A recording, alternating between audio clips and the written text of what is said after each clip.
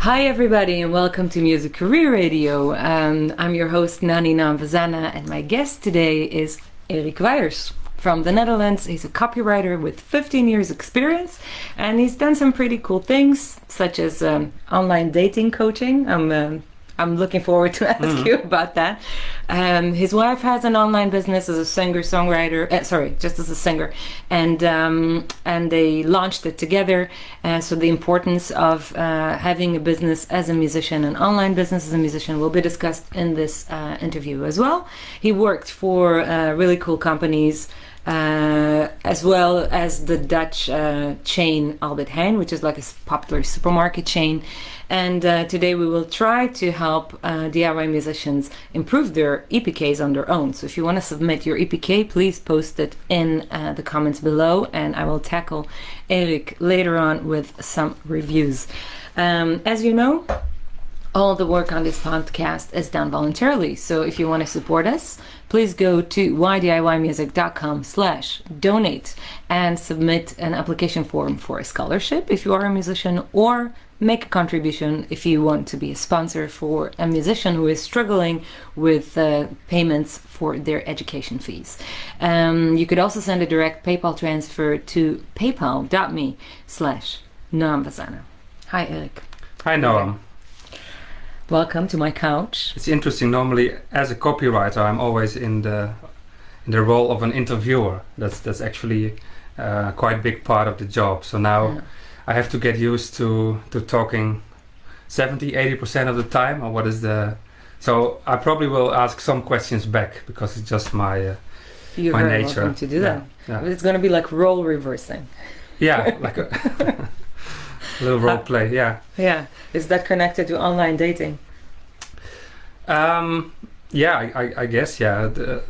I think a trick of a good date, or where it goes wrong, if you view it from the other angle, is that people talk too much and don't listen enough. And also in sales copy, or sales conversations, that often what goes wrong. Just people try to push their product to their potential client instead of listening, like, what is really your issue. Yeah. Like that's I think the number one lesson they teach at not only copywriting business but also any sales business. Yeah, I think that's a general problem, but with the world, but also specifically in the music world, musicians are often asked to network, or they're put in situations where they have to network. I don't like the word networking, but I prefer to call it, or actually establish sustainable relationships that will last long term with people that either create content or book content. So for me, when I go to a trade fair, I try to make friends. And, if work will follow, great. But if not, I try to, just focus on the benefit of that. And worst case scenario, you might as well make a friend. Do you see any challenges? That's the worst case scenario. That's the worst case scenario. It's a very good scenario, right? Yeah. And people usually just force it, like you just said. Do you have any tips for musicians if they go to a trade fair? How should they look at networking in that sense? Well, I'm the introvert that really likes to write and network behind the screen, so to speak. Fortunately, I'm not. Introversion is often confused, I think, with being shy and being uncomfortable in social situations. That's not really me. It's more like that I'm pretty exhausted after a networking event of 1 hour. But during that 1 hour, I can, have fun and be on a roll and meet people. But tips for that specific scenario, I wouldn't have. No. Wouldn't you say that, like, if you're a person that doesn't like parties, let's say, and you go to a party, because your best friend has a birthday, you gotta go, right? So you go to the party and you sit on the couch, or you check out for some drinks, and then you come back. During this evening, this 1 or 2 hours, you will probably have 2 or 3 one-on-one conversations with people that you kind of like. So then if I go to a networking event, I kind of look at it in that way, because I mean, like, I'm not a big fan of parties, and I don't like noise, like the loud noise. Yeah. It's not for me. Not a very good profession to be a musician in that sense, because most people are deaf and your monitors will be just squeak out of line. But all right, that put aside, I would just focus on having these fun conversations with the people that I meet. And when I do, I feel in my element, because I like the one-on-one thing. I guess that's why I'm doing a podcast as well. Yeah. So I think that's a tip, right? Like, you could say to someone who's trying to network, for sure. to go with the flow and be yourself. I think if you would go into a conversation with the idea, I have to get a gig from this, that would be a very forced conversation. Mm-hmm. If you just talk about your profession or music in general, or that would be much more fun. Yeah, and natural. Yeah, and earlier you asked, so what kind of interviewing tips would you have? I really like interviewing people. I guess it doesn't put me on the spot like now, but they are being put on the spot. But that creates. Yes. I mean, there are different levels of anxiety that people have when being interviewed. If you're at the David Letterman show, you probably, your heartbeat is 180. Me sitting here, my heartbeat is maybe 100, so I'm a little bit, I'm not as exciting. Yeah, well, the crowd is only virtual, but I actually find that more difficult. Yeah, I heard something interesting about Michael Jackson, that he was more nervous for smaller crowd gigs than for big stadium gigs. Maybe that's related. It's the same with me. Like, I feel if I'm doing a house concert, it's super intimate. You're sitting really close to the people and you have to look them in the eye. And I want to give everybody the feeling that I'm there with them. And it's easier to do so when you have a bigger audience, because if you, let's say I'm normally performing in stages of between 400 and 600 people, when you look in the center of the room, most people have your attention. So sometimes you look to the right and sometimes look to the left. You kind of grab everyone. You kind of look everyone in the face, in the eye.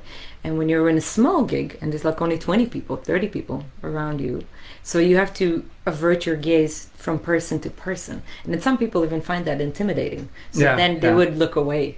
So it's more difficult to reach them, in a sense. Yeah, I get that. And this feels a bit... this online thing feels a bit like a stadium audience, because you can't see their faces. Yeah, they're anonymous, but of course also you don't get anything back from them. And like a stadium, you can still feel the energy and hear the noise. Yeah. But so to continue the thought, so even in a one-on-one interview that's just on the phone, with no audience, people still are a bit nervous sometimes. Sure.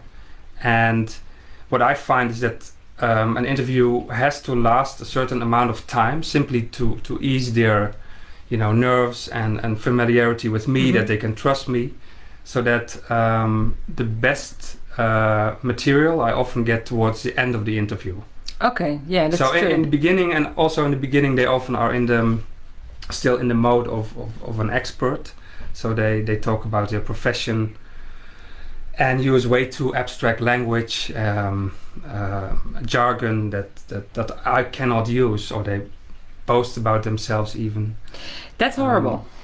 That's the minority, actually. Mostly is that they're experts and they talk in way too abstract terms. I mean, like this boasting thing, it's a big thing also in the music industry. A lot of musicians, if you look at their EPKs, the electronic press kits, they would write things like one of the best bands in the Netherlands. And then you think, like, who said that? Best band in what field, in what aspect? Yeah. And I find that very turn-off-ish. Like, when you read something like that, you think, like, oh, maybe it's not true. Yeah, the rule in copywriting is to really, it's not bad to, it's good to not have false modesty. So if you achieved something, then don't hide it. But the rule is to always be specific. So let's say I wanna have go to a yoga studio and I examine yoga practices in Amsterdam. Mm-hmm. And one says, for example, we're the second biggest yoga studio of the country. So that says something about them, that wow. But because they specify it, like the second biggest, or even the biggest, or the third biggest, whatever, then that makes it believable. And and for musicians, let's say, there are overused terms, I think, like best-selling album. Which have lost some of their meaning, some of their importance. Yeah. But if you could specify it, like I was 28 weeks in the top 10, that immediately gives it more, it details it and gives it more credibility. Yeah, it's true. When I released my album Love Migration in 2014, so I reached the 14th place in the what's it called? The best-selling things on iTunes. So the best, highest ranking albums on iTunes in the Netherlands in the singer-songwriter category. Right? Yeah, so that's very specific. So, and then writing number 14 and this and this and that and that. I mean, it sounds great, but it sounds also a bit weird to me. Like it sounds also boastful and also sometimes too detailed, like your fucking ants, like the Dutch expression says. Yeah. So I converted this into ranked the top 20. Like in my copy, I addressed it in that way. Ranked top 20 on iTunes. What do you think about that? Is that a good thing to do, or? Yeah, and I think it's good because it's still specific enough, and the reader gets the signal. She doesn't have OCD. Right, you don't. There's a limit to how specific you need to be. I mean, you could also specify it, but Let's say I'm as a copywriter, I haven't really done a lot about my website recently, but in terms of testimonials. But if I ask for a testimonial, like a satisfied customer that I had, then I try to ask for a specific number. So instead of them saying, Erik was really nice, worked well, and my website has gotten a lot of extra visitors, then I ask, so can you give even a more concrete result? Let's say I wrote a Facebook ad for them, which I, by the way, hardly do, but let's say I did that. And then that Facebook ad or that series of ads got them 50% more visitors to their website than the ads they wrote themselves. Okay. Something like that. So then, and even, I try to ask, dive a bit deeper, like how many more clients, paying clients, did you get from that, if they can know that. And then you would specify that in the review, of course. Yeah, so that's what they tell them. Yeah. Mm-hmm. But actually, like that attention to detail thing, and you mentioned OCD. I think every musician has a little bit of OCD, because at least in the beginning of your career, you're kind of required to practice about 8 hours a day. So by doing this, even if you didn't have OCD before, you kind of acquire it with time. Yeah. Because so much is focused on technical perfection, I guess. Yeah. Yeah, it's got to be good when you're performing it, because otherwise it's not convincing. So, of course, I would leave the practice in the practice room, and when I'm on stage, I won't think about technique at all. But it is required to do your 10,000 hours to have your skills intact. I still practice. Like, actually, now since Corona started, I have been practicing 3 hours a day, which is amazing. I haven't done that in years. So have you improved in certain fields, like piano or what? Or? Well, the thing is that if you look at the scope of my career, I'm not at my top technical peak, because that was a long time ago. When I was a classical musician, I was at my top peak. And then I converted into being a singer-songwriter. And being on the road 200 days a year doesn't really allow you to practice anymore. So you practice on stage or in the sound check, which is limiting for your profession. So I'm now getting my technique back to scratch, to what it was before, rather than improving do you further. Fall back, or do you reach back to some, I don't know, arpeggios or whatever, like really basic? I do that 40 minutes a day now. So that's I think. What I really like about singers, by the way, this is a bit unrelated, but for example, you took a singing lesson with my wife. You're both equals, right? It's not that one is a better singer than the other. But it's fun to take a lesson from. Yeah, and I think copywriters should. It's not really a habit for copywriters to review each other's work. At least I haven't done it so often, but I like that. Yeah. I like having help my friends, and I like that they help me back. And it's important to know where you stand, because you can't look at yourself so much. Yeah, and you might get overlook certain technical aspects or whatever. Yeah. I also sometimes I call her and I say, like, I send her WhatsApp messages with my voice recorded on them. And it's like, is this too bright? Is this that? On a WhatsApp what do you audio. think on a WhatsApp audio? And or I send her just she's my friend, so it's not. I don't think about this as taking a lesson from a teacher. I'm just I'm asking for an opinion from my friend, and. So I'm sending her songs that I just a sketch, for a new song. I said, like, hey, I just recorded this.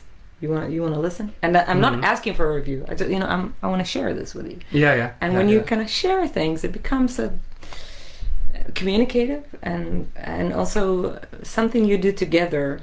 And I believe that generally art is something you do together. If you just sit in your room, it can be very lonely.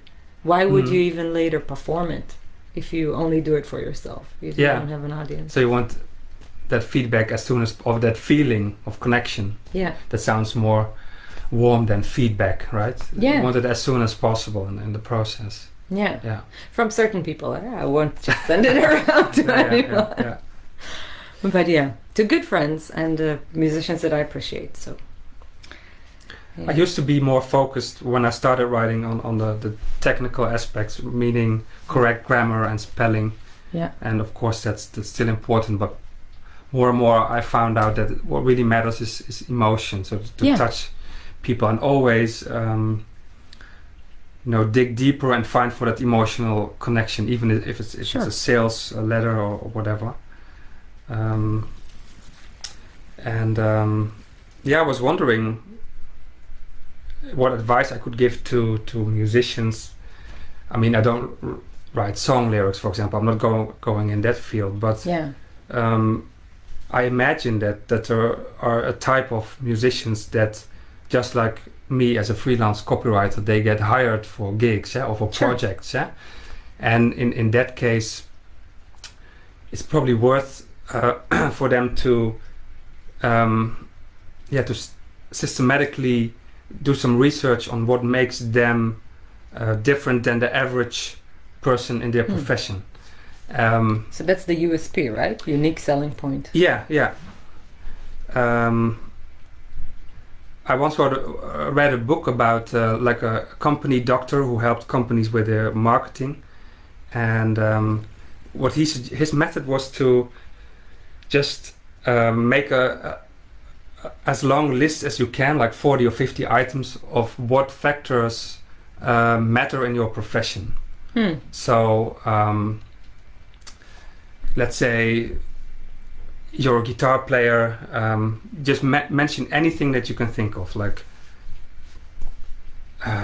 playing vibrato, playing fast, playing with feeling, anything you can think of, but also stuff like location, like living in Amsterdam or in a big city or a small city, and then rank your average competitor on all these aspects, give them rate them on a scale from 0 to 10, and then rate yourself on those aspects.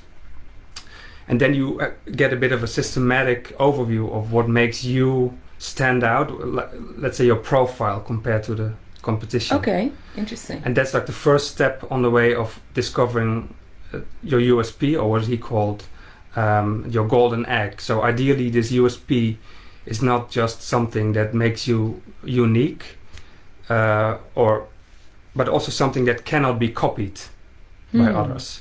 So like living in Amsterdam can be convenient if you have a lot of, I don't know if there are a lot of studios here, recording studios, but suppose there are, then that can be a convenience, but that can be copied, of course, by others. They can simply move to Amsterdam.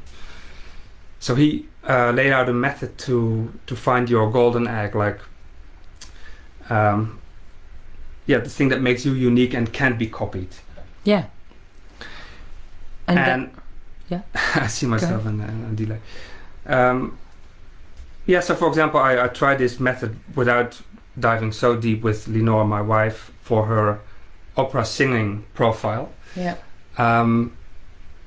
I just said, what makes you different than the average opera singer? And well, one of the things that came from that research is that she can learn new parts really fast. She's a fast learner. That's a side effect of being an opera singer, because you gotta have study this huge score, and you have to sing for 4 hours, and you have to know what's going on in a foreign language. And so that memory muscle has to be really it's trained. So that quality of hers, that's what we put in her bio. And of course she is much more as an she has many more qualities as a singer than learning her parts fast. I can vouch for that. But and that's an important thing. You have to choose. You cannot list everything you're good at, because if you list everything you're good at, then it won't stick in people's minds. Yeah. And that's simply a function of how people's memories work. And so once you get that, you found that distinguishing feature, then the second thing you try to do is make a story, or find a story that ties in with that. Yeah. Because otherwise you're just stating a fact, and people rather hear stories.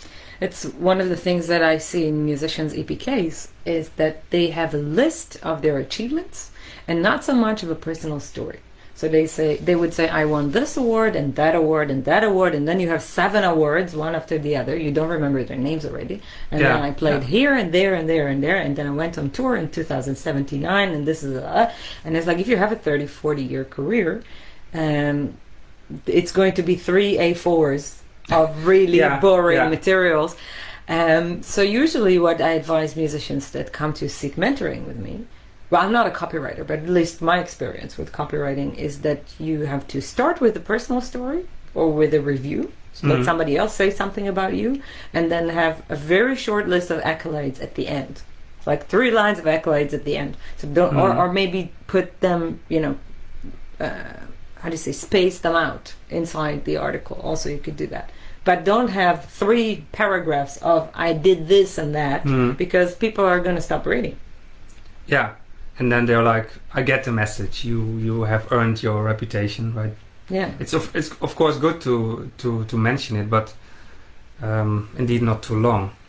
Yeah, I was wondering before this conversation, how can I view a musician through, let's say, a marketing or sales glasses? And as a marketing or sales copywriter, you learn that you have to prove in your copy that you solve someone's problem. And so if I don't know how to make an online course, but I want to make an online course, then someone who teaches me, who argues that he can help me solve that problem, then that's good copywriting if he can do that.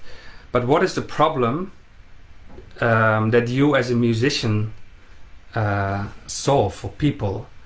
And I thought it's connection. It's about touching someone, about not feeling lonely for a second, or that's a bit dramatic, but I mean it means a lot to people. It can mean a lot to people, music. So and on a lighter note, you can frame it as entertainment. You're an entertainer. Yeah. So why not start with entertaining in your copywriting? And a story is much better form of entertainment than a whole list of awards someone won. Yeah. But it depends, I guess, who you're writing to. Are you writing to someone who goes to your performances, who buys your CD, or are you writing to a promoter? I mean, I guess they have different problems that you solve for them in your bio. Yeah, I would write 2 different ones. One you send out to promoters, and also specific promoters. If I send an EPK to a jazz venue or to a world music festival, I would highlight different things in my bio. then I would highlight to my fans or from each other. I will distinguish my proposals from each other. For instance, what I do when I apply to play somewhere is that I write a specific proposal that fits that venue, that programmer. Of course, I will never lie. I will never add things that are not related to what I do. So I think the biggest part of my work is actually the research in advance. Looking for the places where I fit and where I can have a personal connection with the programmer. Because let's face it, if you are going to get stuck with them in an airport for 24 hours and one of you has to sit in jail, which actually happened once, you don't want to be stuck with these people if they're not your friends. So you gotta make real contacts last, and you gotta be fitting to the audience. So you gotta be keeping these two aspects in mind.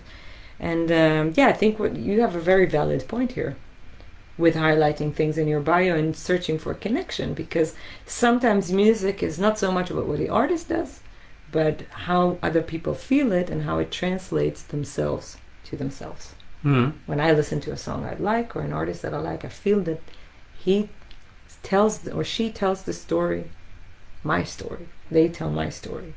They give words or feelings or sounds to my pain or my happiness. Yeah. I really like Keith Richards' view on this. Have you ever read his bio, Life? No. He has this image of being, basically a drug user and a tough guy, but he's really philosophical about music. He's really sweet guy, but also really has thought about it, and I haven't heard it a lot from musicians. He compares writing a song with making a connection, touching bases, pulling the heartstrings as tight as you can without causing a heart attack in the other person. Yes. Also what I like about his view is that he is totally he doesn't have the view that he is like the big songwriter who invented, who created all these songs. He has more the feeling like, if he writes a good song and he says, wow, this amazing, didn't someone write this before? Because it's like plucking them from the air, and not really inventing them, but more like discovering them. I like that perspective. I love this perspective, and I feel the same way. Do you know that talk on TED from Elizabeth Gilbert? She's an author who wrote Eat, Pray, Love, the book. Oh yeah. So she talks about something called the genius, and it's a term from ancient Greece, and they assigned for every scholar, scientist, artist, etc., a genius that would inspire them. And they assigned a genie? Well, the culture, it's a cultural thing. They believed that every person that requires inspiration, whether it's a scientist or an artist, had a genie. And they were called geniuses to inspire them. So it has two really cool aspects to it, because if you are very successful, you can't take all the credit for yourself, because it's the fault of your genie, it's the responsibility of your genius to inspire you. So you have a great genius. And if you fail miserably and your art sucks, then you don't have so much pressure on you, because your genie sucks as well. You know? And that's a fun way but it's a good way to make people feel less self-important, also if they fail or if they succeed.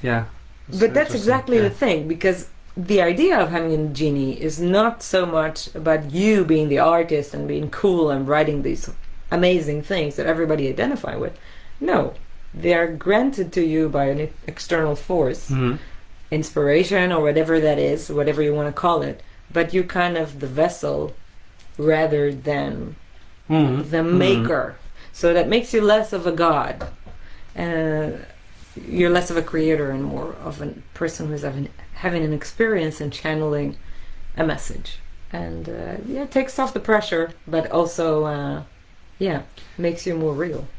So that was in the book Eat, Pray, Love, or not? No, she's the author of the book. But this she said these things on her TED Talk. I see. Yeah. It's called The Genius. So if you want to check it out, I really like it. I've heard it. I've watched it several times. So what kind of work style do you have? It's there's a lot of things that I think are similar between copywriters and musicians because of the way we work. We are very lonely in our work relations. We sit in the room, write music, or you write copy. We tend not to communicate a lot with others. And I think that's why musicians, at least, I don't know a lot of copywriters, you're the only one I know, so I can't reflect on others, but musicians have the tendency to have mental health issues. I think it's largely because of that aspect. What do you recommend to people who work alone? How do they cope with stimulating themselves, energizing themselves, and keeping sane? If I lack inspiration, I always call. I mean, not my mom or just someone, but I just call the person or the company that I write for.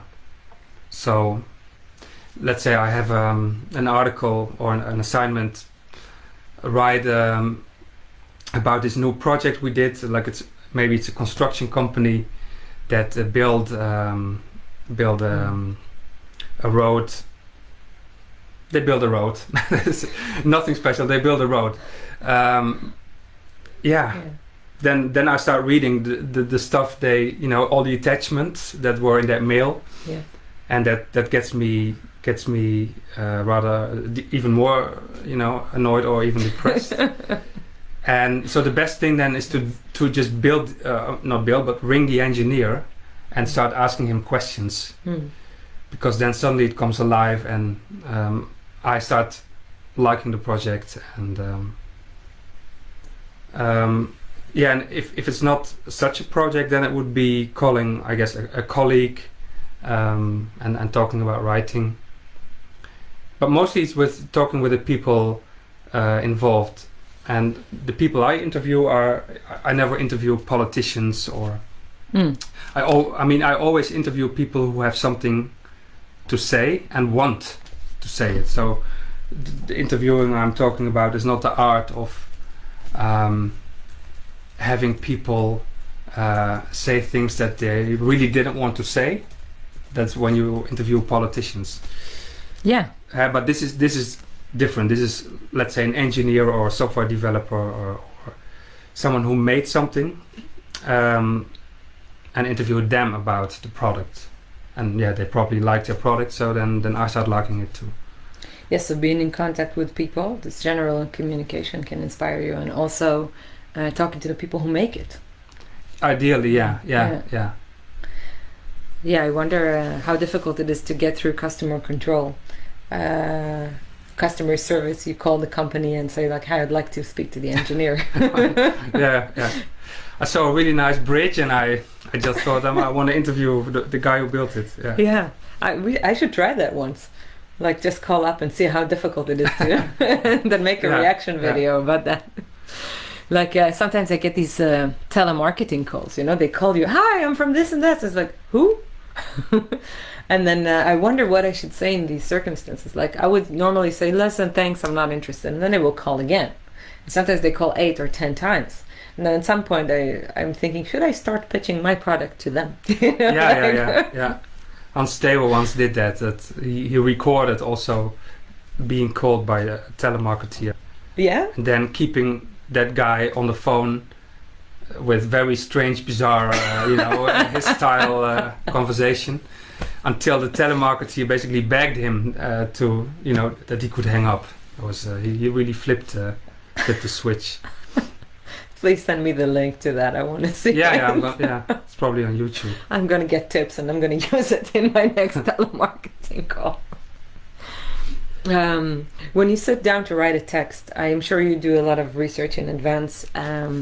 What is to be done in advance, and what comes up in the middle of writing during the composition of the text? Like, if I compare it to jazz, like, how much of this is the pre-composed standard melody, and how much is this as improvisation?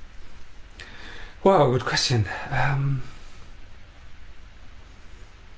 It's an iterative process, so it's you start reading documents, writing a bit, finding out that you don't know enough, calling someone. Almost always calling is better than reading documents or just normal research. It just cuts so much faster too. I think what would be nice for artists who write a bio is to not write it themselves, but also to have them be interviewed by a colleague or a friend. Yeah, something like that. I just sometimes in desperation I ask it to clients that they keep sending me material that's way too abstract, too technical, too cliche marketing, sales cliche. So to just record in your voice recorder, tell it to me like you would tell it to your mother-in-law, and just that way. And then if they start talking, they sidestep the pitfalls that people have when they write, and if when they're not writers. So usually like I said, they are too abstract, they are too marketing cliche. That's the biggest pitfalls. Yeah. And I think when people write about themselves, they put themselves in the third body, so they immediately start writing as if they are writing a Wikipedia value. Yeah. So and if they would be in a party and somebody will ask you, what do you do? They will present this in a very different way. So a lot of times I would say, think about your elevator pitch, what you would tell someone in a party within 60 seconds.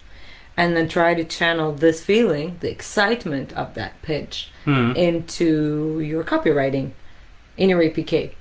Yeah.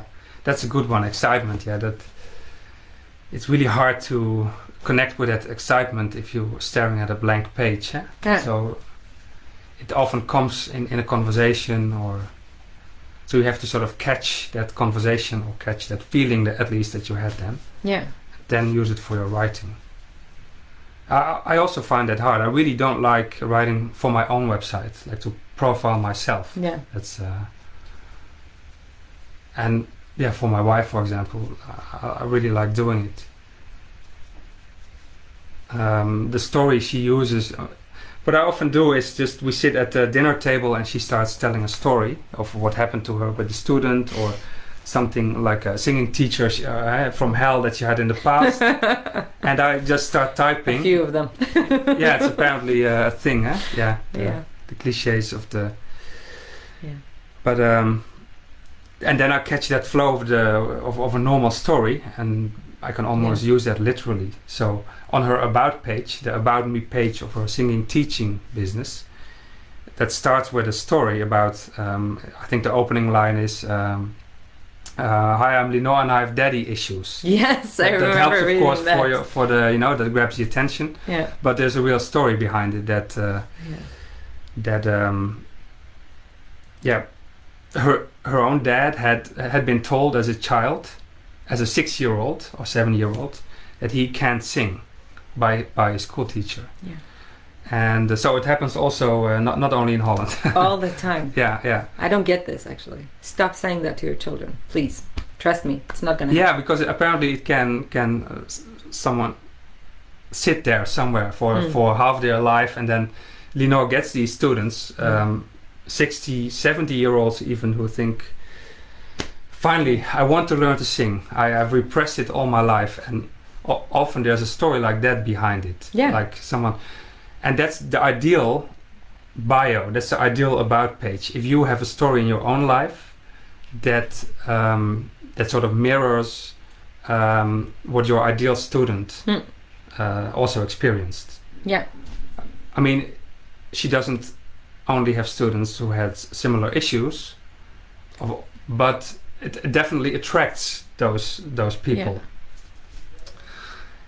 But at the same time, it's probably a story like that, or like, let's say it, a USP like that, also repels or pushes away different people. Yeah. And that's also something that's actually something you want to do. So you don't want to befriend everyone in the world. You don't want to have every imaginable client. It's better to focus on a certain type of client. Yeah. That's not a big secret. That's also marketing one-on-one, but that's what a lot of people forget. Yeah, it's true. And I think Lino is especially very creative, and she has a lot of patience, which is like, I mean, I have patience for certain things. I have patience for practicing, for gigging, for touring, for even booking the gigs. Well, this requires a lot of patience, but I do have this patience. But for teaching, I don't have as much patience. I like working with groups, but I don't like the one-on-one teaching process. I think it's because of the reaction that you get from the process. I don't have the patience to wait out the individual process of each singer. And I think that's why I never became a singing teacher. I do conduct choirs, and I love that. But then the reaction from the group, and also the artistic work you can do with the group, you get a big musical impact immediately. With one student, it's a gradual, never-ending task. Yeah, and maybe it's also that, but that's just my speculation, that I sang in your choir, so I know you really liked it. It is like an instrument, and that's different also from an individual singer, I suppose. Yeah. That you have this instrument that you're tuning or that you're conducting. Yeah, it's a little bit like performing even, because you're working with instruments. You're like working with singers as far as being a choir. I think is the same as working with an orchestra. Not the same technically, but the same. You get the same impact because you are arranging in real time. You're arranging the instruments or the voices or the colors. Yeah. And you launched a business together, an online business, together with Lenore. And I think, especially in these days, since the corona started, it's very important to have either an online alternative or something in addition to your musical career. Because now everybody has to broadcast from home or sell lessons online or even have a course. I have a course. Luckily, I started that before corona. Was nay, but so luckily I already had a product. But what is in your eyes important in having an online product for a musician? Why is this necessary?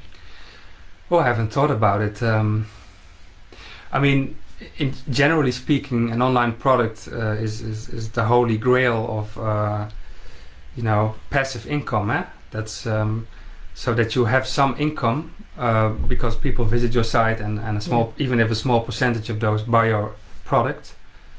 I guess in that sense, simply the old-fashioned records or CDs are also a form of passive income, as long as they're in stores and you don't have to, work for every copy you sell. Yeah. But I mean, that's in general Lenore also had to give up her choir during Corona, and many of her singing lessons were cancelled, except for the ones she did online on Skype. So, but she had an online course, and she could still sort of make a living from selling that course. And that's of course the course, of course. Yeah. That's. It's also very cool to wake up and see in your inbox. Sold this course to Peter in New Zealand. And then just the idea that you have communicated, you have touched, made a connection to the degree that someone who has never met you paid, whatever, 200 euros or something. That's the magic of copywriter. Right? That's so great. If that's the bridge. Happens. But for musicians. Was the question an online course or an online product? Any online product. But if you want to specify about a course, please feel free. Well, what other products would there be for musicians? So you have, of course, CDs, online courses. Of course, teaching. What's it called? I do lectures about music. But like, for instance, tonight I'm starting a new lecture series. It's going to be 4 meetings, so people sign up for lectures. Yeah. So there are like events, webinars. You guys do webinars as well, so that's kind of falls under the category of events. But I wonder how passive it is really to have an online product. To my opinion, not really, because after you've created your course, you need to market it and you need to tour it. And so if it is an online product, it's probably easier to tour it with webinars. To actually travel and or virtually travel. I take the example from my work. If I have a new album, I'm touring to promote the album. But I guess if I have a new online product, and I can't tour, especially now because of Corona, so I would have to tour online to market it and get to new customers. So I would use webinars or try to pitch it during my online concerts, or go live on social media and try to pitch it. So how passive is that? I mean, like, I imagine, and also I see you guys, your work, you invest a lot of time and effort in your online products. It's a huge amount of work. In order to sell an online course truly passively, it's like building a machine that has many parts. So you can say that the course itself is maybe the engine, but simply an engine won't get you anywhere. You also need wheels on the car, you need the whole body. Google is in these times of social media a very, I think, overlooked aspect of the part of the machine that has to be in place. Probably the most crucial part to make it truly passive, because if you have a SEO strategy, if you have done keyword research so that you understand what people in your niche, what kind of questions they ask on Google, and you answer and those questions, those exact questions on your blog, on your website, then a percentage of those people will like your answer so much and will stay on your website and sooner or later buy your course. And that can be truly passive. So often they first send a mail, or like, let's say in half of the cases, probably to check out, does this person indeed exist, and does she reply fast? So, but that's of course a small extra effort for selling a course, just replying a mail. So I think it can be truly passive, but it has to be a lot of work up front. During your work, you're probably also exposed to a lot of commentary online. People who are interested in your course, or people who just want to start a couple conversation because they are fans. Like, I know that from my work, so I sometimes get to my inbox, it could be email, it could be social media, it could be a comment under a YouTube video or something.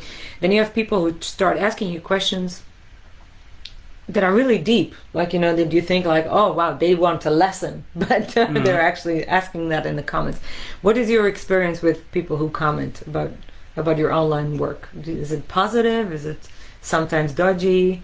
Well, give me a few examples.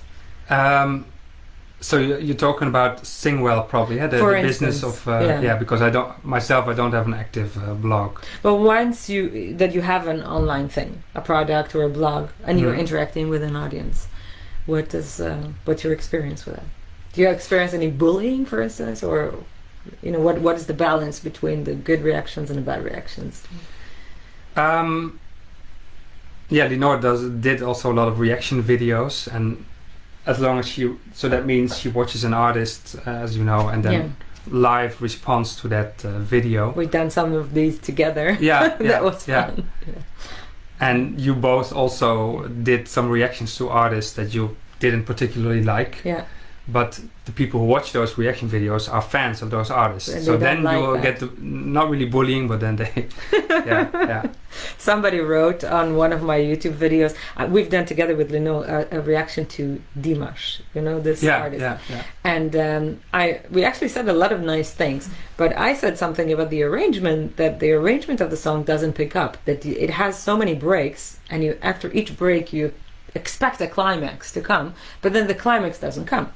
And then I got hundreds, maybe thousands of hate comments about specific commentary. That was not about his looks, not about his vocal qualities. It was very objective about the arrangement. And when somebody went to one of my videos, she bothered to go and like my channel and subscribe to my channel, and then started writing after each and every video, comparing to Dimash, you are zero. And I was like, wow, thank you for taking the effort to watch all my videos. I just earned a few cents from you for YouTube commercials, you know. Yeah, it was worth it. Yeah. Yeah, it was worth it.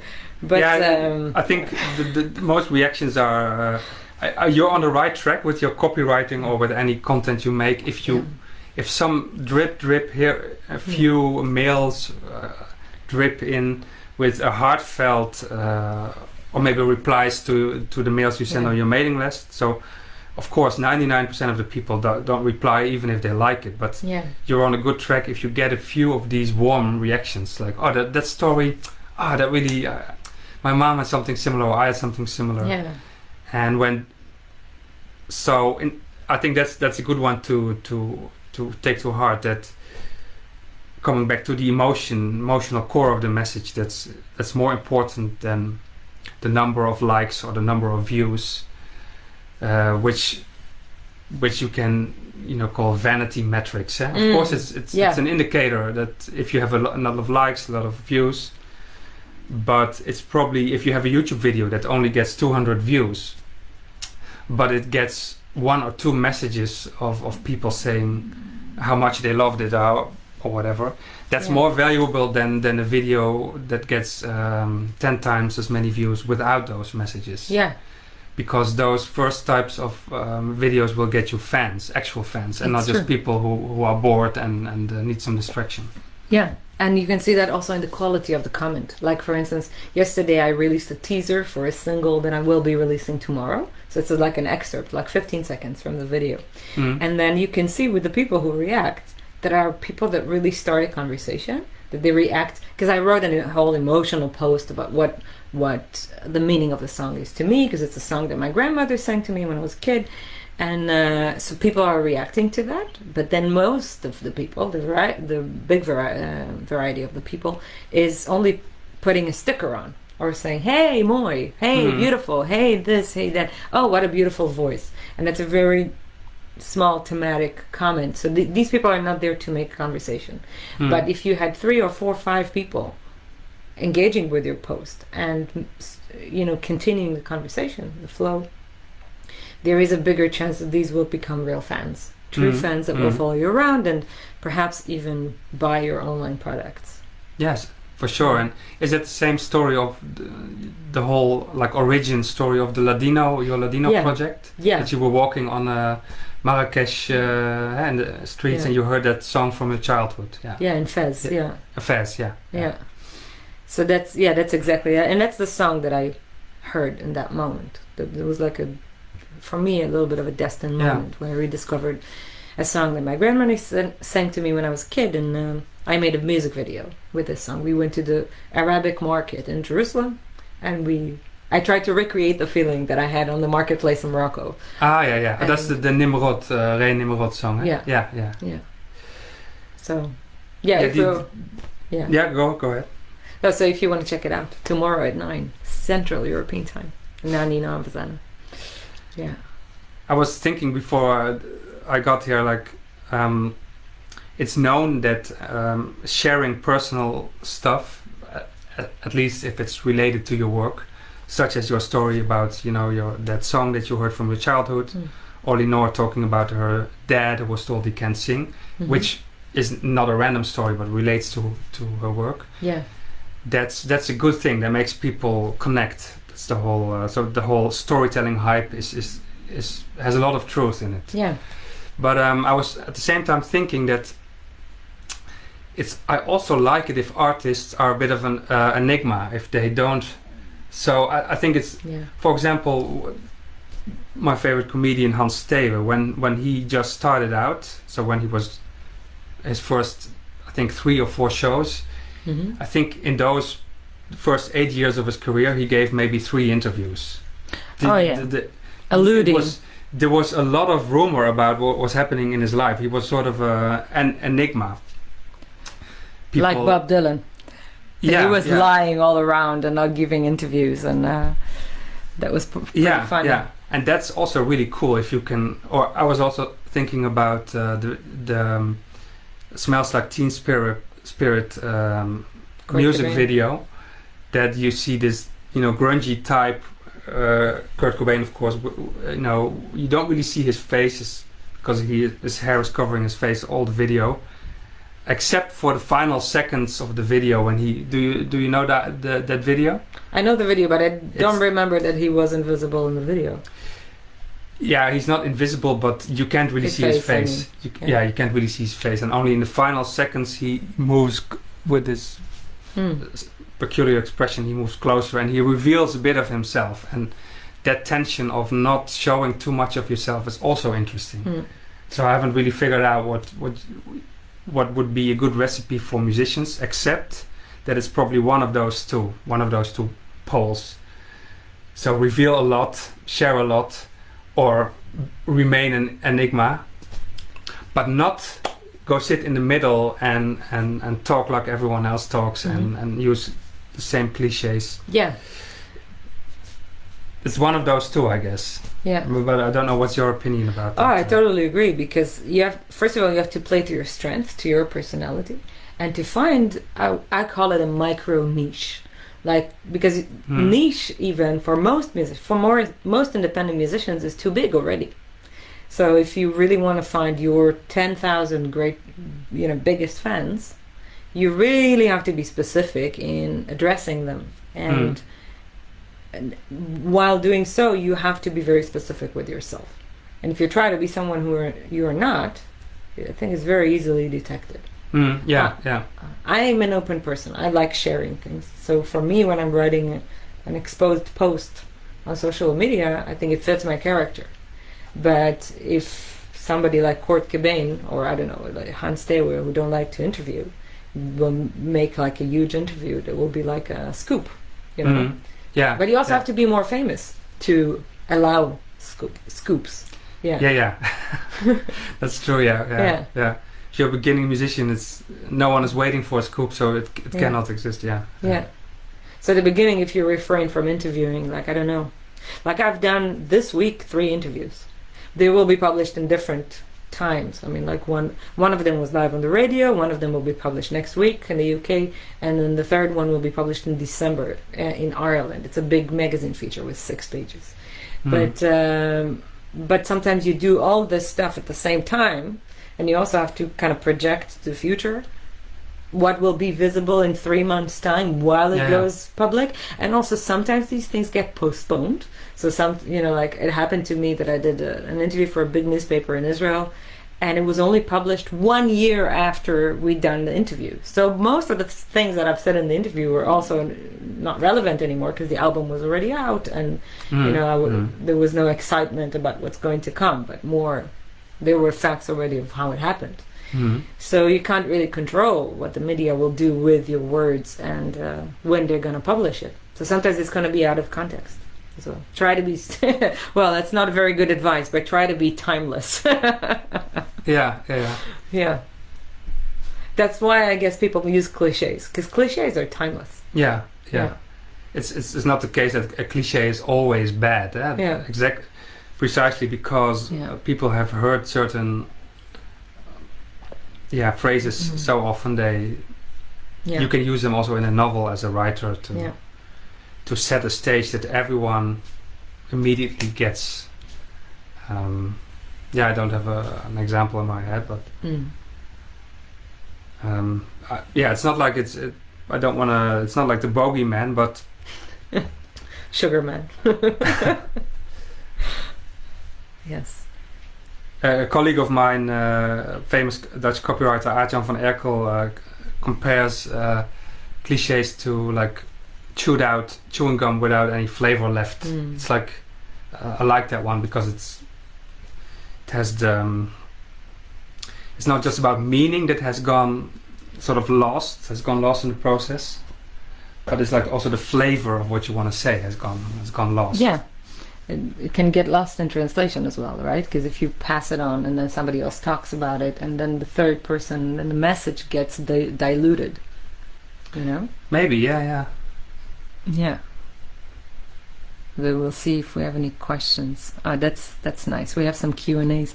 I'll ask you one last question before we go to the Q&A. And this for me about excitement. And it's a very important notion for me in my work. And I think also with people that I work with, that I like to be excited about what I do. And I like to be inspired by other people's excitement. Mm-hmm. So what is the component that excitement has in your work? And what are the things that are exciting for you when you're writing a copy? There's a saying of Turgenev, the famous Russian novelist. So you had Tolstoy, Dostoevsky, and slightly less known was Turgenev. That's my favorite. That he, while writing, the final pages of his novels, and they were almost always novels about failed love, that he would weep on the pages, and that's so. I mean, that feels so true. That even though I don't have that connection, I don't see the reader, but I just know most of the time. I know if I feel it, then the reader will also feel it.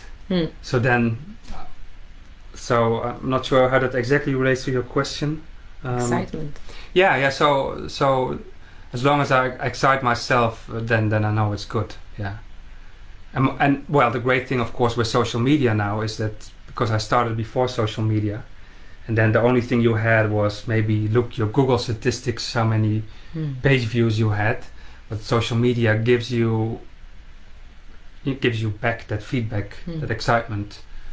So that's an extra kick you get if you know that, of course, yourself. You publish something, and then you can in the first few minutes already see how it is received. So that has made copywriting more fun. But again, I think the pitfall is, or maybe I didn't say that before, but I was earlier talking about Google.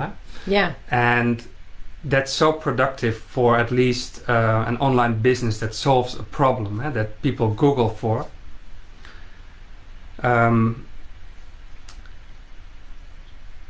It's much more rewarding in the long run to focus on these visitors than on, let's say, Facebook or Instagram visitors. But the reason why people are so excited about social media is because they get the kick, they get the high, the immediate reward of the likes. And with Google, if you just publish something on your website, and regardless of the social posting you do, you have to wait weeks or even months for your post, hopefully, to climb up the Google algorithm to page 1, to the top 3. But then you have then you will have a stream of visitors, and that's a different kind of excitement. That's like a long-term reward you get from good copywriting. That you get a constant stream of visitors. Whereas the social post, they call it what was it again? The spike of hope, and then the flat line of nope. So flat line of nope. If you look at the visitor statistics that come from social, then you get a peak immediately that gives you the adrenaline rush or the oxytocin rush or whatever it is. It's like coffee. Yeah, it gives you that nice feeling, and then after a few days, and especially weeks and months, nothing of those visitors is left. And with Google, if you focus on Google, it's the other way around. You get nothing in the beginning, but it slowly swells like a wave. Yeah. Well, maybe it's a good tip to invest in both, to have both parallel journeys. Like you do your journey on social media and you gather followers, and then you also do your SEO and do your things right on Google. And then the combination will eventually, 5 years down the line, will evolve into something that is bigger. Yeah, and you still post, of course, your new content on social, because that gives you the initial spike of visitors. That's also good for Google, because Google can then track how many minutes, for example, they are on your article. That also counts. Yeah. And you get that reward, and you get the feedback if people like it. So that's also very valuable. Yeah. Great. So that's. I guess it's good to have a sense of excitement, the same excitement you have if you write a song and you just know this is good. Yeah. But then putting it out there and getting the feedback gives an extra The song is never finished until you put it, for me, until you put it on stage. Like the real test is how it withstands the audience. And then also in the long run. Because sometimes you write something and you have no idea how people are going to react to it. You know that you like it, that you like it enough to release it at least. And then some songs become more than you thought they will be, or less than you thought they will be. A great example is one of my songs is called Hey You, and I wrote it like really in the middle of the night with like, I was half out of it, when I wrote the song, and I really thought I loved the song, but I knew this is going to be a B-side, nobody's going to listen to it, it's a small song, and now when I'm going on tour and I'm singing it on stage, everybody sings along. That's the one song everybody knows the lyrics to, and it's the last song on my album. The producer wanted to remove it from the album. He said like it's not good enough, it's not gonna hold the audience attention, just skip it. And I really liked the song, so I was like, I kind of secretly recorded it after he left the studio, and I stayed for another half hour, and I told the sound engineer, please record me. I just did it live. I recorded singing and the piano playing live, and we did 2 takes, and we chose one of them, and that's it as is on the record. And then it blew up. Then you think what? How is that possible? Yeah, you have no. So it's hard to predict idea. The hit. Yeah. Even though you had a feeling that it might be something. It meant something for me. Yeah. But I didn't know it's going to mean a lot for other people. And it doesn't sound like a hit. It's a sad sing-along song. So yeah, I guess the communication is what it is all about, and touring is where it comes to life. So let's see, we have some comments from your wife. Still sounds strange. Yes, exactly. So Lino, hi, how are you doing? Nice to see you here. Let's see. How much work, she asks, would you say in minimal would you put in the copy of one website? One's website, yeah. Oh, one's website. Yeah. Okay. I thought you meant one website. Very good question. No, that's tricky. I mean, yes, because to write a really good website, you would have to live a year with someone like I lived with her before. A lot of the copywriting for the Singwell website, her singing teaching, is based on sometimes me sitting on the other side of the wall while she was teaching, picking up a conversation, or maybe I wasn't listening in, but sometimes her telling a story afterwards, and then I thought, so that's an issue that your students have, so we should talk about that on the website. So to really gather, I think if you put it in a pressure cooker, you would need a series of interviewers with the owner of the website. If I write for a singing teacher, like a half an hour interview on the phone would not be enough to write a good website. Okay. Like a few hours of interviewing would be like a shortcut to, within a short time span, create a very, a big chunk of material. That's not marketing bullshit, that's not abstract, that's not jargon. And also spend at least 1 or 2 hours on interviewing clients for understanding their experiences, their problems, their what they like about the product. It's very thorough. I think that's if you do that well, so if you collect a lot of valuable material, then the writing itself doesn't have to be very complicated or fancy. You just you fit it in a certain mold, or how do you say that? Form. In a certain form. Yeah. I mean, you don't have to be very witty, or you don't have to make copywriting very like a great art form. No, it's really about collecting the right material. And being straightforward, I guess, also. So you can communicate eye level with people who read the copy. Like, I would say a lot of musicians target their musician friends or professional partners as their target audience, and they try to look cool in the eyes of their colleagues. And I say, well, no, your audience are the people who are going to listen to your music and buy your songs. Your musician friends are not going to buy your songs. Maybe some of them are going to support your crowdfunding, but that's not going to cut it. That's not your forte audience. So if you try to still communicate and cater to their requirements or what they think is cool, you're not likely to strike a trustworthy audience. So yeah, like being straightforward, I guess, is a good tip with copywriting. Yeah.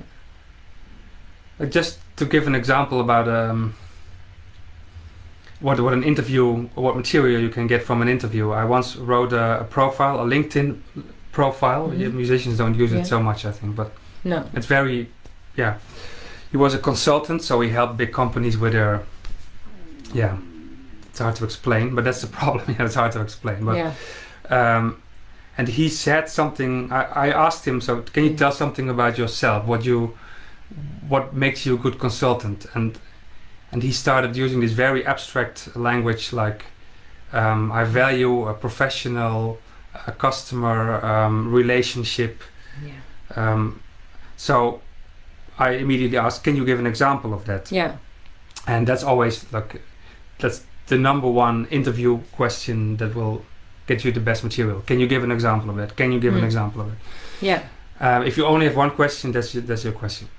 And he said, I have a story, but it's from when I was 15. So I was 15 years old. That must be too old, that story.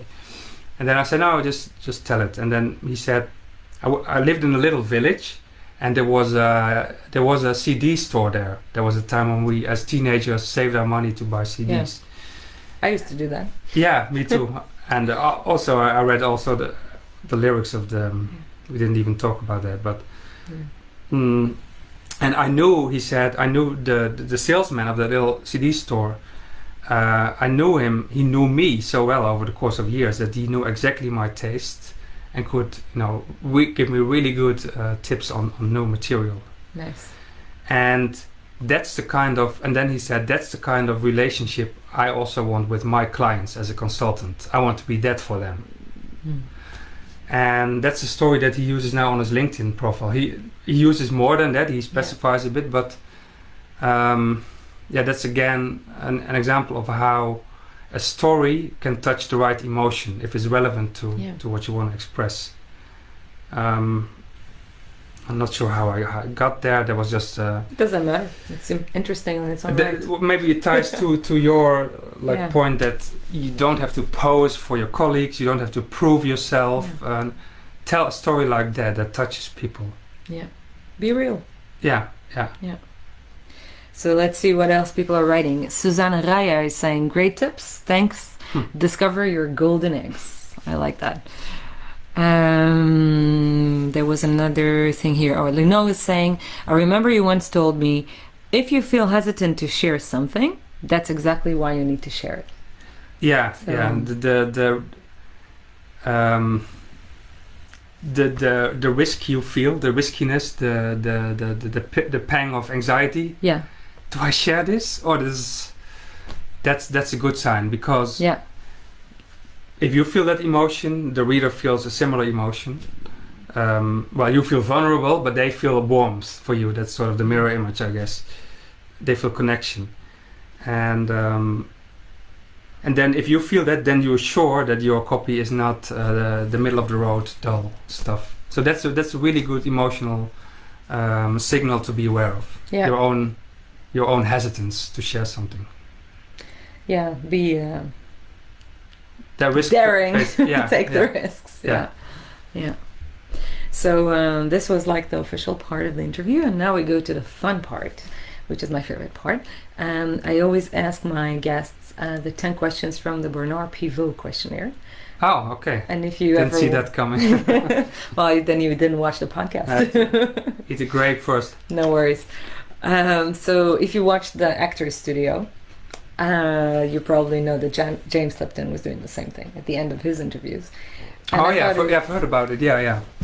So I thought it would be a nice tribute. And also I like asking personal questions. So feel free to answer, not answer, give the first reaction, think for a while. You can ask me questions back, whatever you feel like. Okay. Yeah. So, what is your favorite word?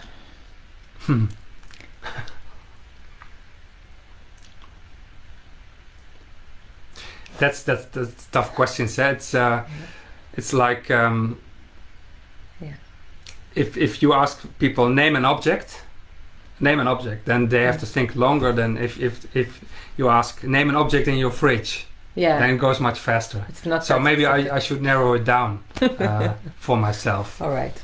Mm. Asking a copywriter what is his favorite word. What was I thinking? Yeah, such off topic. Yeah, it's funny. I'm reading a lot now about cryptocurrency and alternative financial systems. Don't tell me this is your favorite word. No, because Bitcoin. I hate the word is horrible. I think the reason I only now dived into Bitcoin and everything is that the word always was so repugnant to me. It's like Bitcoin, that must be something superficial or whatever. It just so no, it's not my favorite word. No. I'll get back to that. Well, there's also a question about your least favorite word. So would that be Bitcoin? Yeah, I think it's both my favorite and my least favorite. Okay. Well, that's efficient. But maybe my least favorite word in online copywriting. Yeah, I have a joke, like a running joke with a colleague, where every time we spot these words in bad copywriting, we make a photo. Yeah. And that word is integrale aanpak. Integral approach. Okay. So a lot of companies, when they are too lazy or too whatever to specify what's really going on, they write integrale aanpak. So we're going to solve this issue with the integrale aanpak. Meaning, who knows what it means. So it's like when they talk about music and they say a band has an organic sound. It also sounds like what the hell are you saying? I think I even made a photo once of the veterinarian in Amsterdam-Oost at Krugerplein. It had also the word, so they treat dogs and cats, right? And they use the word integrale aanpak in their copy. So they touch their intestines and stuff. Embraced the dog maybe, or yes. Don't know what that was about. Yeah. What turns you on? Creatively, spiritually, or emotionally? You picked some nice questions. That's me on. That's so broad, eh? Yeah. I was half a year of my life. I spent translating a Gerard Reven novel that I really love. It happened I was in Argentina. I had nothing else to do, and even though I'm not a translator, I translated half the novel during that holiday. To Dutch? From Dutch to English. Okay. Yeah, from Dutch to English. And I think that the writer would love it to hear that turns me on. He passed away, but he was gay, so I'm sure he would like it. That a young man was excited about his writing. So excited that it took me half a year. I didn't earn any money. I was just translating the novel as good as I could have. Had it proofread by some native speakers, but I couldn't find a publisher, which was no wonder because I'm not a translator. I don't own the rights. So I published a few chapters on my website. Send me the link or something I could read. Yeah, he's brilliant, and he's one of those writers who was, who can really make a connection with you. Very dark sense of humor. We like that. Yeah, I think you might like him. What turns you off?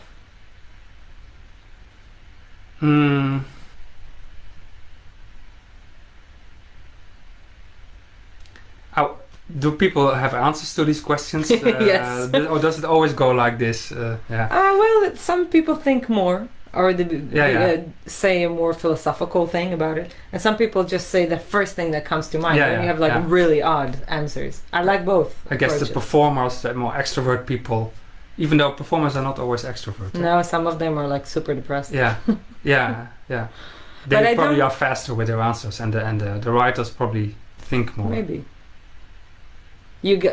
If you're a performer, you know, even if you're not a jazz musician, you know that you have to improvise on stage because things go wrong. Murphy's Law is 100% applied to the music business. That's like everything is gonna go wrong. If something goes right, it's good. You know, like it's a good surprise. Yeah, yeah. But so you're used to constant problem solving, and I guess also this podcast is a little bit about that because the music industry is an industry where you kind of put out fires all the time. It's an emergency state of mind industry. Yeah, yeah. So the musicians were hit probably the hardest, but they're hopefully best equipped to deal with it, that the show must go on. Maybe. Yeah, but the entire industry was hurt. It's like they talk a lot about artists being hurt and not having concerts and losing their income.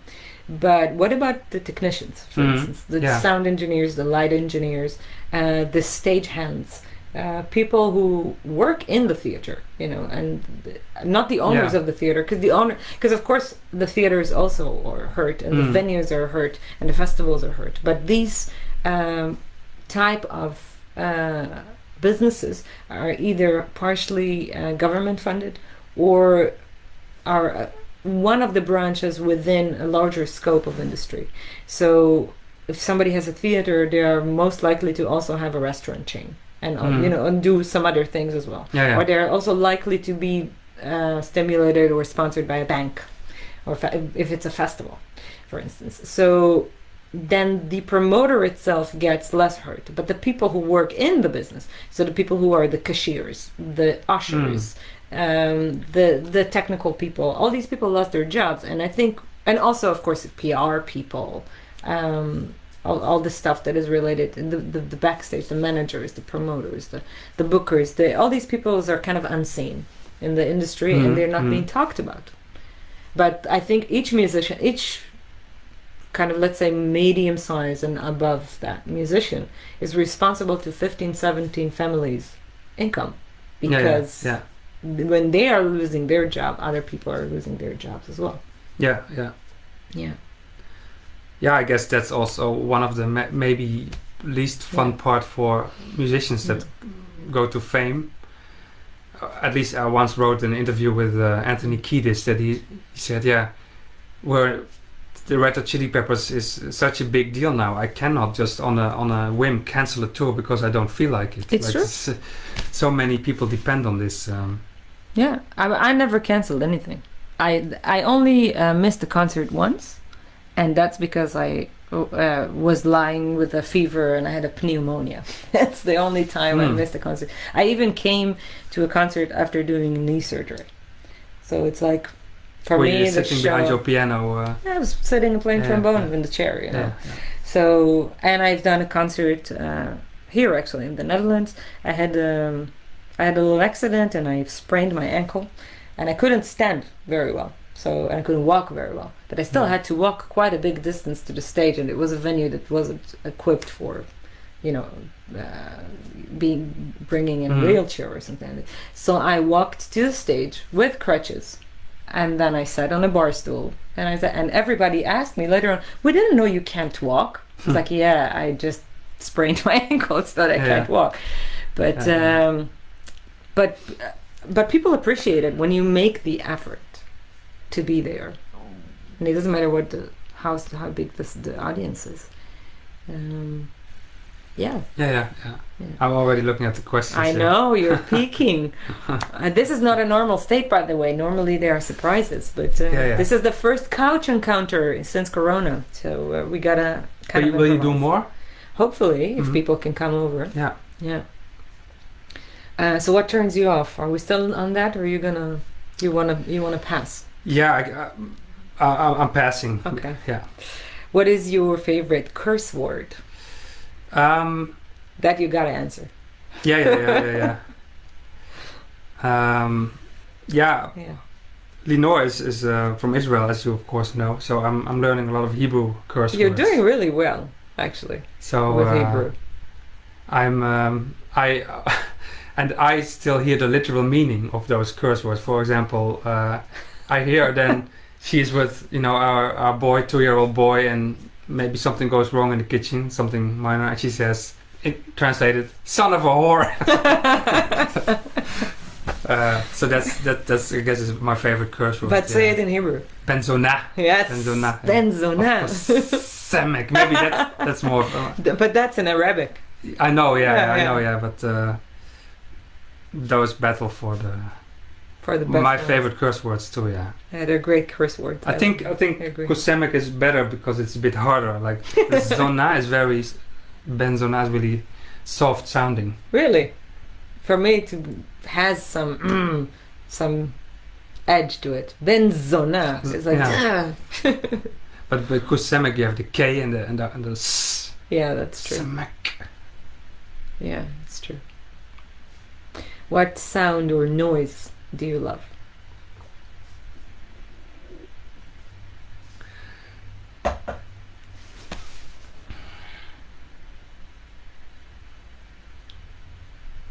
I really love. I haven't done it in a while, but I still have really good headphones, really high quality biodynamic headphones. So just some records are so well produced, just playing over and over like the intro of a song or whatever part of a song with certain. Which one? Yeah, one that comes to mind was a Timbaland album. I used to do that with a lot. It was really. He's also a producer. You can tell from the quality of the sound. You have quite an eclectic taste in music. I like that. Do I? Yeah. Yeah, you listen to a lot of different things. So every time you tell me about an artist that you like, it's really a different really type fit one. And it's good because it means that you experience music on a broader level. I get bored really easily, so I like listening to different things. But people always tell me that they can't place me in a definition, and they don't like that. They can't book me because I don't fit a certain style for a venue or a festival. But I think in the long run it pays off, because then you can do a lot of things. You can be flexible, and then your art is also affected by it. Have you listened more in recent months to new music? Yes, mainly classical music. I've discovered a lot of new to me. They're not new. They're from the 19th century. So I really like the Romantic period and the Impressionist period in music. So I've discovered a lot of new composers that I didn't know in that period. Yeah. What sound or noise do you hate? Some of these questions you also used for Hebrew Groove, eh? Yes. Yeah.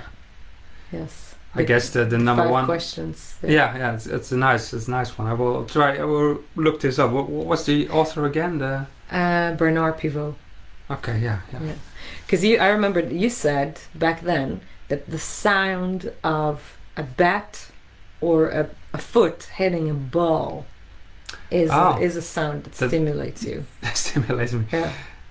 Yeah, I really. That's true. Yeah, that the sound of the. Let's say the where you make contact with an object you want to shoot, like a ball, football or tennis ball, that the friction can be really sexy sound, so to speak. But what noise do I hate?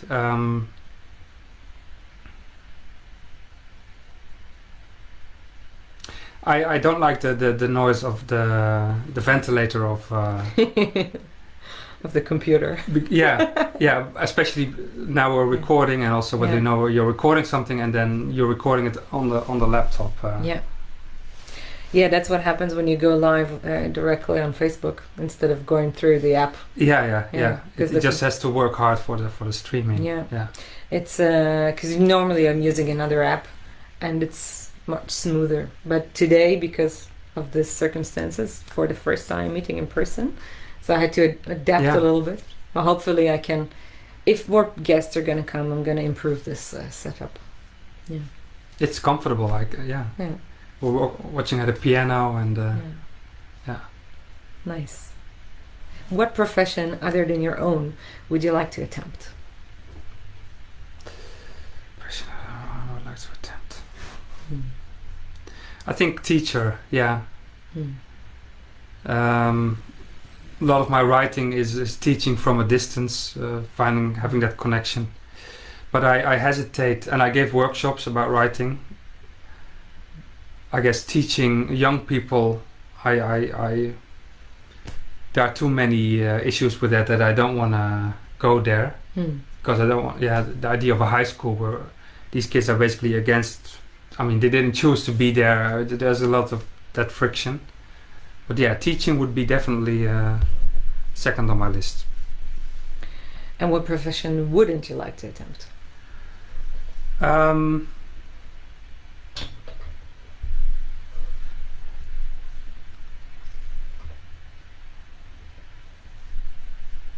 The jobs that I did when I was a teenager or college student, where you really did monotonous work in a factory or You went working in a factory? Yeah. Which factory?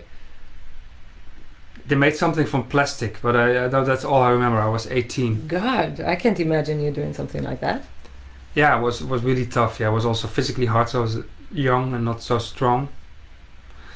Also, I used to work in where they print not books, but these paper commercial brochures that they hand out, and so we had to print 20 million of these commercial. It was before Christmas for the German market. This is boring. So for weeks on end, and there were night shifts, and then just you tell yourself, don't look at the clock, but sometimes you look, and then 45 minutes has passed, of the 8 hours. So that's too much. But I brought a book, so that helped. So I was doing some work on reading a page. Yeah. I used to wait tables when I was in college. I hated it. Oh God, I was looking at the clock every 2 minutes. I'm not exaggerating when it is over. But luckily I don't do that anymore. Last question, and also my favorite question. If heaven exists, what would you like to hear God say when you pass the pearly gates? The what? The pearly gates? Yeah. When you enter heaven, yeah. What would you like to hear God say? If heaven exists. Yeah. Good job, son. Son? Wow. Where are the sons, eh? Yeah. And his daughter. No, but jeez. Like a high five. Yes. Is that Corona proof? That he would just high five you, yeah. Awesome job, dude. It's like Bart Simpson, like. I especially like what you did when you were 21 and a half that time. Yeah. What you said to your mom, she really liked it. So you're in heaven. That's cute. It's being specific. That God also is specific, yeah. That he has he remembers a detail about your life. That's good. Yeah. It's a good answer. Nice. I thought there were no wrong and right answers. No, but for me, it's interesting. So that's what I define as good. No, I'm teasing. That's an interesting answer. That's okay. I'm used to it. Thank you for coming. It's been a pleasure. Yeah, thanks. It was fun to do. Yeah. Thanks. You're a really good interviewer, I think. I was, of course, a little bit uneasy, never done it. But you... Is that your first interview? Yeah, especially in this setting. Yeah. Awesome. Yeah. So you're a virgin. Yeah, you deflowered me. Thanks. High five for that. Yeah. So thanks for trusting me, for coming over, and I like these conversations. So for me, it feels very natural to do. Yeah, I think what the audience does is sort of amplifies your intention to make it an interesting conversation. I mean, like if we could have the same conversation, but then we would have maybe intervals where we would be less inspired, or someone gets tea, or we drift off into, I don't know, less high-spirited topics, maybe gossip. Gossip, yeah. That I don't like gossip so much. No, I know, but it's more. I want to say that the audience makes sure that it's the best conversation you could have. Sort of inspires you to have a good conversation and not go in a bad direction or irrelevant direction. It's the same as performing versus recording. when I'm playing live, I feel more inspired and I feel that I'm more in my element than I'm recording in the studio. When I'm recording in the studio, I'm alone, so I'm the only, or maybe the sound engineers and the other musicians are there. But then these are colleagues. It's not my audience. So it's not the same type of stimulation. Do you have a trick for that? I try to zone out from them and just focus on what I feel. To channel the feeling of the song when I wrote it. So try to feel that again. Like what they say about acting. That acting is reacting. So then in that sense I'm reacting to myself for the moment that I wrote the song and how it made me feel. Yeah. Well, that's important in copywriting too. That idea of reenacting, to feeling something again. If you start writing about yourself, then it becomes true, and then you can make that connection. Okay, So thanks a lot, and come again. Let's do it. Well, let's hope Corona ends and then you don't. You're on the road again. And let's hope that if we do continue with the podcast while Corona is gone, so we can have guests on the sofa instead of online. That would be nice. So thank you very much for joining us. This is Music Career Radio, and every week we play on Facebook at 12 o'clock Thursday CET, and a rerun with a high-res version on YouTube on Fridays 12 o'clock CET. If you want to support us, please go to ydiymusic.com/donates and make a contribution, and all the donations collected for this podcast are redirected to my scholarship program for DIY musicians. So musicians who are independent and do it on their own will receive extra funds to pay for their education.